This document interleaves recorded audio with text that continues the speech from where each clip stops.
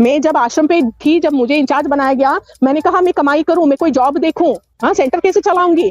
भई कैसे मैं भाई-बहनों से माँगने की मेरा मुँह नहीं खुल रहा है और ये बड़ी बहन टॉर्चर करी जा रही है कि भई जाओ, माँगो, जाके इधर-उधर जाके सेवा करो। सेवा का मतलब भाई-बहनों मेरी आवाज़ सुनो, जब ये बहनें कहती हैं ना सेवा करो, सेवा का एक ही मतलब है इनका पैसा लाओ, पैसा दो और मेरे ऊपर भी पूरी दबाव थी इस चीज़ की कि सेवा करो और कैसे सेवा करना, हम बहनों को क्या ट्रेनिंग देते हैं कि भई वो जो दूसरी बहन वहाँ 2 किलोमीटर खोल रखी है, उससे लड़ो जाके, उनकी भाई-बहनों को खींच के लाओ।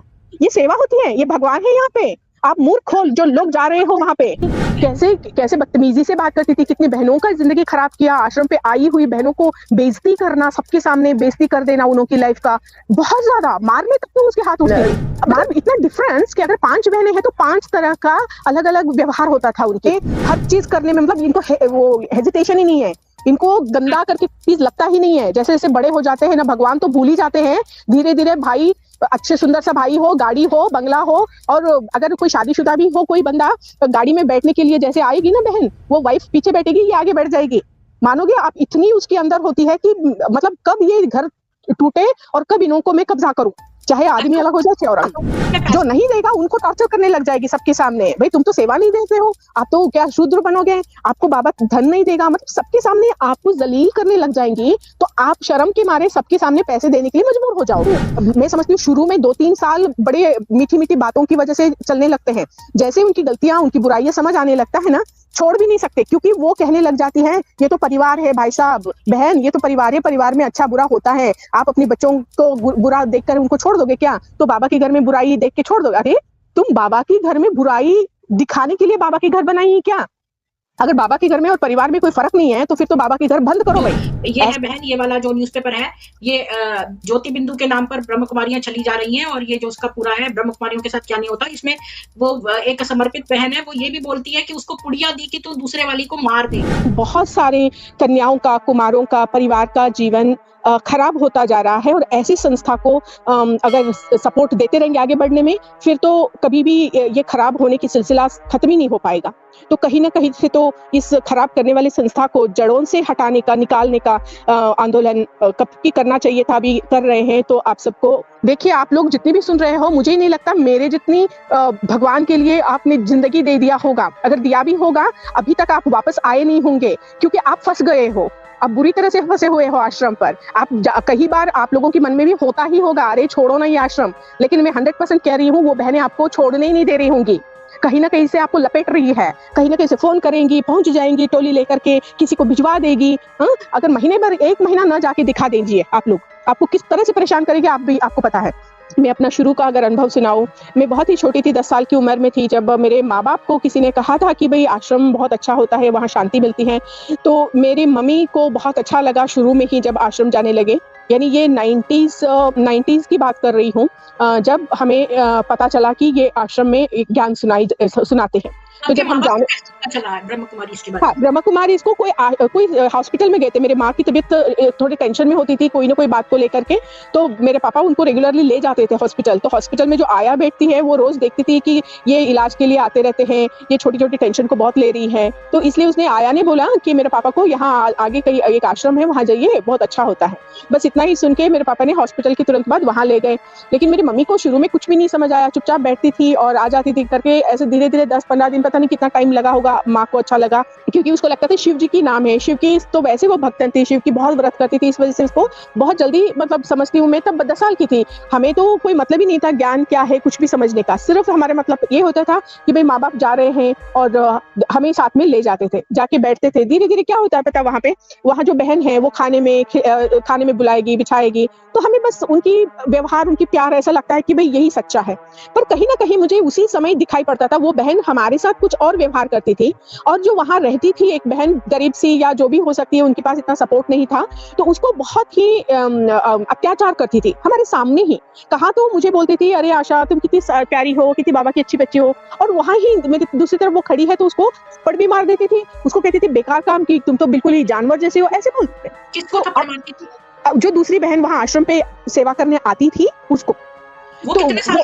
वो हमसे बड़ी थी, यानी मैं अगर 10 या 11 साल की मैं थी, तो वो 15, 16, 17 साल की हो सकती है उस टाइम पे, वो लड़की।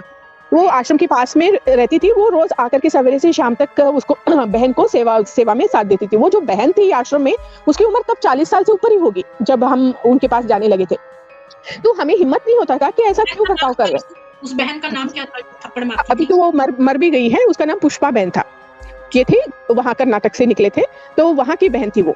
तो वो इतनी दोगुला हमारे सामने ही दो रूप धारण करती थी। मतलब मुरली सुनाती थी संदली पे बैठ के, और वहां फिर उसके कान सारा अंदर किचन में क्या हो रहा है, वो जो दूसरी बहन है वो क्या कर रही है। तो वो स्टेज पे बैठ के कई बार उसको बोलती थी, ए यशोदा क्या कर रही है तुम मतलब ऐसे बोल देती थी। हमें लगता था ये क्वेश्चन नहीं उठा पाते थे, लेकिन कहीं ना कहीं मन में अच्छा नहीं लगता था, ये दो तरह की व्यवहार क्यों चल रहा है। पर मुझे तो मेरे साथ अच्छा चल रहा था, तो हम नहीं ये चीज पूछ पाते थे। हाँ, धीरे धीरे हम बड़े होते गए। मैंने डिसाइड किया ये जो पुष्पा बहन है ना, इसके साथ तो मैं जीवन नहीं व्यतीत कर पाऊंगी, क्योंकि मेरे घर में एक ऐसा वातावरण बनता जा रहा था कि भाई ये दुनिया विनाश हो जाएगा। अभी कोई इसमें शादी वादी करने का कोई मतलब नहीं होना चाहिए। जो भी है शिव बाबा है, ब्रह्मा बाबा है, वही है सब कुछ, उन्हीं के साथ जिंदगी काटना है। तो हमें रोज वही सिखाते थे, घर में भी आके माँ बाप को, मतलब और कोई, क्योंकि माँ बाप को भी समझाने वाली कोई और उस टाइम थे नहीं। उनको यही लगता था वो जो बहन समझा रही है वही सब कुछ है। फिर घर पे आके हम बच्चों को वही सिखाते थे। हम 3 थे, मेरी एक बड़ी बहन थी, मैं एक थी, मेरा छोटा भाई था।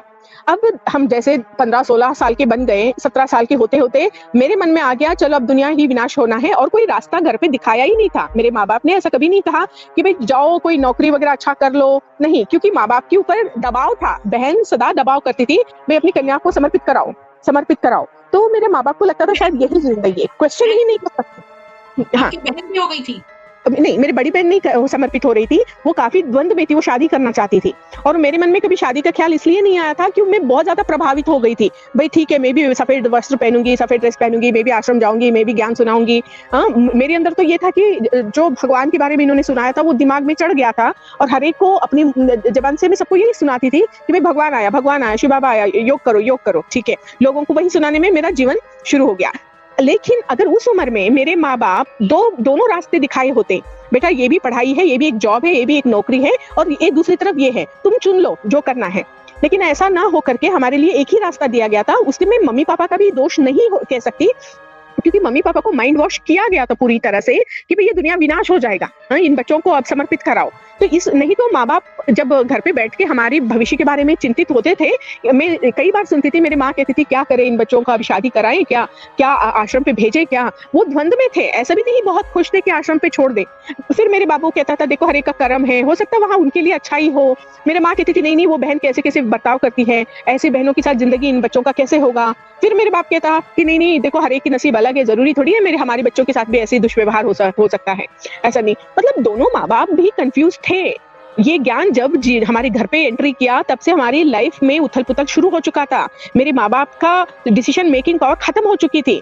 नहीं तो कोई भी माँ बाप अपने बच्चों को अच्छा पढ़ा के एक अच्छी नौकरी, अच्छे एक फ्यूचर देने में, मेरी माँ ज्ञान में आने से पहले यानी मैं 10-11 साल की थी मान लो, मेरी माँ हम बच्चों की शादी के लिए सामान इकट्ठा करती थी अलमारी में।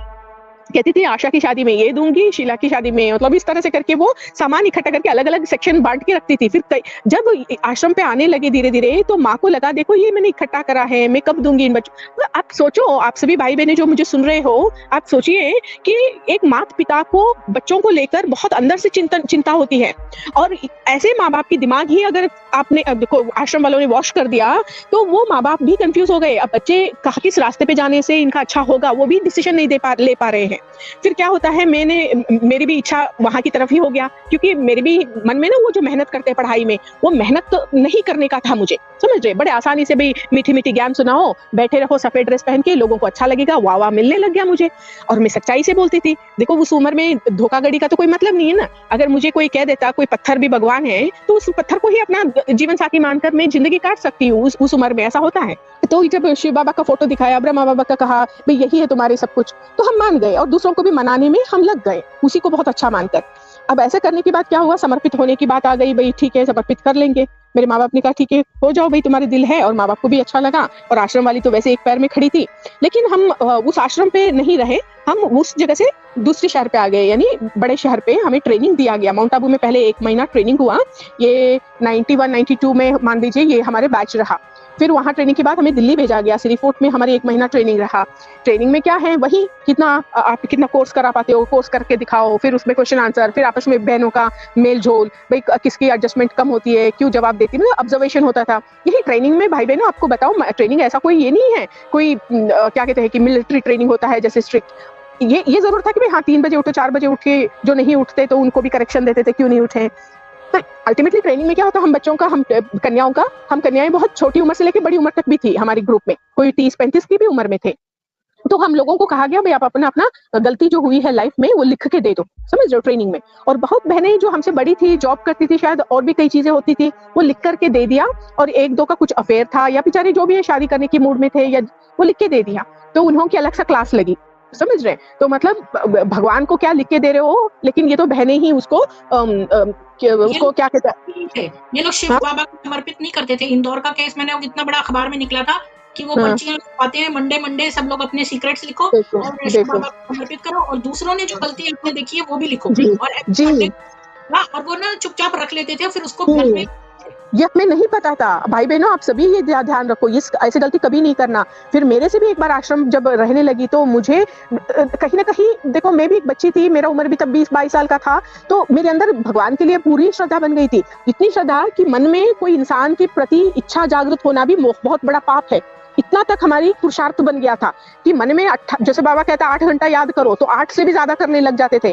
फिर मन में अगर किसी इंसान के प्रति भाई कोई अच्छा बात करता है, समझो एक आध इंसान के प्रति मेरा मन अच्छा लगने लग गया था किसी इंसान को देख के, तो मुझे गिल्ट होने लग गया, अरे ये इंसान मुझे क्यों अच्छा लगता है, क्यों मन में याद आ रहा है। तो मैंने क्या कर दिया, लिख के चिट पे, फिर आश्रम पे, जिस आश्रम पे मैं रहती थी, बड़ा आश्रम पे, वहां लिख के मैंने रख दिया। क्योंकि मैं अपने आप को, मुझे लगता था कि भगवान मुझे वो करेगा, क्या मुझे ताकत देगा उस इंसान को भूलने में, जो भी लिख के मैंने रख दिया। लेकिन आप मानोगे वो जो सेंटर की बड़ी बहन है उसके हाथ में लग गई है वो, और वो बहन मुझे बुला के ये क्या लिखी है, किसकी याद आती है, मेरा क्लास लिया। और थोड़ी सी कहीं ना कहीं मुझे भी शक था शायद कि मैं लेटर लिख रही हूँ कि भाई किसी के हाथ में लग जाए, तो कहीं ना कहीं मुझे भी डर था, तो नाम नहीं लिखा था उस इंसान का, लेकिन जरूर ये लिखा था मुझे बहुत याद आता है बाबा, मुझे मदद करो, मैं भूलना, ऐसा कुछ। तो वो बहन मुझे बोलने लगी, फिर उसको लगा कि मैं शायद माँ बाप की याद में इस तरह से लिखा है करके। तो मैंने कहा हाँ मैं अपने माँ बाप के लिए लिखा है, ऐसे ही बोल दिया। लेकिन कहने का मतलब भाई बहनों, हर एक की, वो बहन भी खुद पापी थी, समझ रहे हो, लेकिन वो अपने पाप को तो आगे नहीं आने देती थी। कैसे बदतमीजी से बात करती थी, कितनी बहनों का जिंदगी खराब किया, आश्रम पे आई हुई बहनों को बेइज्जती करना, सबके सामने बेइज्जती कर देना उन्हों की लाइफ का, बहुत ज्यादा मारने तक तो उसके हाथ उठती थी, मारती थी वो उल्टा, मैं बताऊं। और कभी मतलब इतना डिफरेंस कि अगर 5 बहनें हैं तो 5 तरह का अलग अलग व्यवहार होता था उनकी। तो ये चीजें वो तो नहीं बताएगी ना, लेकिन हमारी क्या लिख के दे दिया, तो उसी पे हमारे लाइफ को बूंद लेगी पूरी तरह से, और आने वाले लोगों के सामने भी बेइज्जती करने में वो पीछे नहीं रहती थी। कहने का मतलब ज्ञान में कुछ भी नहीं रखा है। देखिए आप लोग जितने भी सुन रहे हो, मुझे ही नहीं लगता मेरे जितनी भगवान के लिए आपने जिंदगी दे दिया होगा। अगर दिया भी होगा, अभी तक आप वापस आए नहीं होंगे, क्योंकि आप फंस गए हो, आप बुरी तरह से फंसे हुए हो आश्रम पर। आप कई बार आप लोगों के मन में भी होता ही होगा, अरे छोड़ो ना ये आश्रम, लेकिन मैं 100% कह रही हूँ वो बहनें आपको छोड़ने ही नहीं दे रही होंगी, कहीं ना कहीं से आपको लपेट रही है, कहीं ना कहीं से फोन करेंगी, पहुंच जाएंगी टोली लेकर के, किसी को भिजवा देगी। अगर महीने भर 1 महीना ना जाके दिखा दीजिए, आप लोग, आपको किस तरह से परेशान करेगी आपको पता है। ये लोग किसी करते हैं। मेरे यहाँ पर एक जय शेट्टी आए थे, वो वहाँ काम करता था, बेचारा लड़का चार्टर्ड अकाउंटेंट बनना चाहता था, तो उसको वहाँ पे कूड़ा बीनने में लगा दिया, तो उसको किसी ने उसकी दादी के उसमें भेज दिया, तो उसने वहाँ पर अंडे रखे देखे फ्रिज में, और पैकेट से सब होता है बहन आजकल, मतलब बहन करते हैं। जब सेंटर की इंचार्ज बन जाती है ना बहनें, धीरे धीरे उनके हाथ में पैसे आता है, पावर आता है, उनको पता चलता है अब तो कोई मेरे मॉनिटरिंग कोई करेगा नहीं, मैं हूँ, सब कुछ कर सकती है वो, मैं कह सकती हूँ। बता रहा था कि ये ना एक चीनी जैसा पाउडर मिलाती है, और उससे ना वशीकर उससे नींद आती है और बड़ा अच्छा महसूस होता है। तो उसके पैकेट्स बनते हुए इसने देखे थे, अहमदाबाद जा रहा है एक पैकेट, कहीं और जा रहा है, पुणे जा रहा है। तो अगर ये चीनी होती है वहीं पर खरीदी जा सकती है, उसको वहां से क्यों सप्लाई करेंगे माउंट आबू? ये बहनों का कहाँ तक पहुंच है ये नहीं पता, लेकिन ये बहनें हर चीज करने में, मतलब इनको वो हेजिटेशन ही नहीं है, इनको गंदा करके चीज लगता ही नहीं है। जैसे जैसे बड़े हो जाते हैं ना, भगवान तो भूल ही जाते हैं धीरे धीरे। भाई अच्छे सुंदर सा भाई हो, गाड़ी हो, बंगला हो, और अगर कोई शादीशुदा भी हो कोई बंदा, तो गाड़ी में बैठने के लिए जैसे आएगी ना बहन, वो वाइफ पीछे बैठेगी, ये आगे बैठ जाएगी। मानोगे आप, इतनी उसके अंदर होती है कि मतलब कब ये घर टूटे और कब इनको मैं कब्जा करूं, चाहे आदमी अलग हो जाए चाहे औरत। अपने पैसा लेते हैं तो उसको आध्यात्मिकता पे नहीं खर्चते, अपने ऐश्वर्य पे खर्चते हैं। आध्यात्मिकता में क्यों चाहिए पैसा? क्या योग करने के लिए, बैठने के लिए? देते हैं, जो लोग डोनेशन देते हैं, वो तो यही सोच के देते हैं कि ये बड़ी अच्छी आध्यात्मिक है, लेकिन ये उसको अपने पर्सनल एक्सपेंडिचर्स में बिल्कुल पर्सनल होता है। देखो मैं जिस आश्रम पर थी, तो वो जो वहाँ परिवार एक बहुत गरीब परिवार आता था, अपने घर में सफेदी करता था बेचारा, अपने हाथों से, पूरा परिवार अपने घर को हाथों से सफेदी करता ताकि पैसा बच जाए, और वो पैसा लाके आश्रम पे देते थे। और आश्रम पे क्या होता था, अपने पूरे 3 मंजिला की बिल्डिंग बनाया हुआ है, और अपना खाने पीने का, और ट्रेन में जाना हो तो 3 टायर एसी में जाएंगे या घूमने जाएंगे। तुम दूसरों के पैसे जब इतना आपके पास आ रहा है, और धीरे धीरे ऐसा हो जाता है, इनको गिल्ट कॉन्शियसनेस खत्म। जो नहीं देगा उनको टॉर्चर करने लग जाएगी सबके सामने, भाई तुम तो सेवा नहीं देते हो, आप तो क्या शूद्र बनोगे, आपको बाबा धन नहीं देगा, मतलब सबके सामने आपको जलील करने लग जाएंगी। तो आप शर्म के मारे सबके सामने पैसे देने के लिए मजबूर हो जाओगे। अगर नहीं दोगे तो धीरे धीरे आपके लिए बर्ताव उनका अलग हो जाता है। देखिए, इसलिए जो भाई बहन, मैं समझती हूँ शुरू में 2-3 साल बड़े मीठी मीठी बातों की वजह से चलने लगते हैं, जैसे उनकी गलतियां, उनकी बुराइयां समझ आने लगता है ना, छोड़ भी नहीं सकते, क्योंकि वो कहने लग जाती हैं, ये तो परिवार है भाई साहब बहन, ये तो परिवार है, परिवार में अच्छा बुरा होता है, आप अपने बच्चों को बुरा देखकर उनको छोड़ दोगे क्या? तो बाबा के घर में बुराई देख के छोड़ दोगे? अरे तुम बाबा के घर में बुराई दिखाने के लिए बाबा के घर बनाई है क्या? अगर बाबा के घर में और परिवार में कोई फर्क नहीं है, तो फिर तो बाबा के घर बंद करो भाई, ऐसे दरवाजे बंद करो और अपने अपने घर में रह के कमाई करो। क्यों नहीं कमाई करोगी? क्या मीठी मीठी बातें करके, अपनी सफेद ड्रेस पहन के क्या चुपकी चुपकी चुपकी बातें करके उनको वश करो, और नहीं आएंगे तो उनके ऊपर दबाव करो, और ऊपर तक उनकी ऐसी हालत कर दो कि वो आना ही आना है। तो ये ऐसे कमाई का क्या फायदा? ये तो भिखारी से भी नीचे गए गुजरे आप तो। भाई तुम बड़े आलीशान से बोलते हो, बहुत शान से बोलते हैं, हमारे यहाँ बहुत सेवा करने वाले हैं, शर्म आनी चाहिए। वो अपनी घर की रोटी मतलब कम खा के आपकी यहाँ लाके दे रहे हैं, तुम्हें क्या जरूरत है इतनी? तुम अपनी अपनी कमाई करो ना, क्यों नहीं करती हो? आश्रम, ब्रह्मा कुमारी आश्रम ऐसा क्यों अलग अलग विधान बना रखा है कि भाई फॉरेन में तो बहनें कमा भी सकती हैं और सेवा भी कर सकती है, और भारत में नहीं कमा सकती कोई भी?